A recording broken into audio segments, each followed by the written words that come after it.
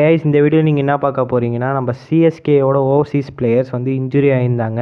So இப்போ வந்து அவங்களோட ஸ்டேட்டஸ் என்ன, எப்போ வந்து நம்ம கேம்பெயினில் ஜாயின் பண்ணுவாங்க, அதுதான் இந்த வீடியோவில் பார்க்க போகிறோம். ஃபஸ்ட் எடுத்தோடனே டெவான் கான்வே ஆரம்பிப்போம். டெவான் கான்வே பொறுத்த வரைக்கும் ரீசெண்டாக நடந்த நியூசிலாந்து vs ஆஸ்திரேலியா மேட்ச்சில் இன்ஜுரி ஆனிச்சு. ஸோ இப்போ வந்து இவர் வந்துட்டு நியூசிலாண்டுக்கும் ஆஸ்திரேலியாவுக்கும் இப்போ டெஸ்ட் சீரிஸ் வரப்போகுது. அதை முடிச்சுட்டு வர மாதிரி இருந்தது. இப்போ வந்துட்டு இவர் வந்து டெஸ்ட் சீரிஸ் ஆட மாட்டார் தான் சொல்லியிருக்காங்க.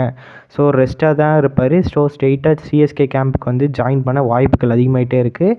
ஸோ நம்மளோட டெவான் கான்வே வந்துடுவார் கேம்பெயினில். ஒரு 20 மார்ச் முன்னாடி இவரும் வந்துடுவார்.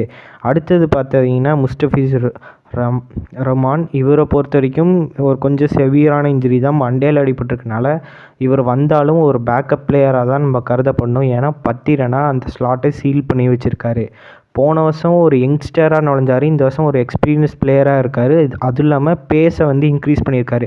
150+ வந்து கன்சிஸ்டண்ட்டாக போடுறனால ஒரு பேக்கப் பிளேயராக தான் இது பண்ணலாம். அதுவும் இல்லாமல் முஸ்டபிசர் ரஹ்மான் வந்துட்டு ஆஃப் ஆஃப் த ஐபிஎலுக்கு அப்புறம் போயிடுவார். ஏன்னா அதுக்கப்புறம் இங்கிலாந்து பங்களாதேஷ் ஏதோ சீரீஸ் ஆட்டம் வருது, அதுக்கு போய் ஜாயின் பண்ண வாய்ப்புகள் அதிகம். அதனால் இவருக்கு பதிலாக ஒரு பேக்கப் பிளேயரை நம்ம எப்பயும் ஒரு ப்ரிஃபராக எடுத்து வச்சுருது பெட்டர் தான். இப்போ ஜாஸ் ஹேசல்வுட் ஆஃப் ஆஃப் த ஐபிஎலுக்கு அப்புறம் வராருன்னா அவரை கூட நம்ம ட்ரை பண்ணி பார்க்கலாம். ஒரு நல்ல ஆப்ஷனாக இருக்கும்.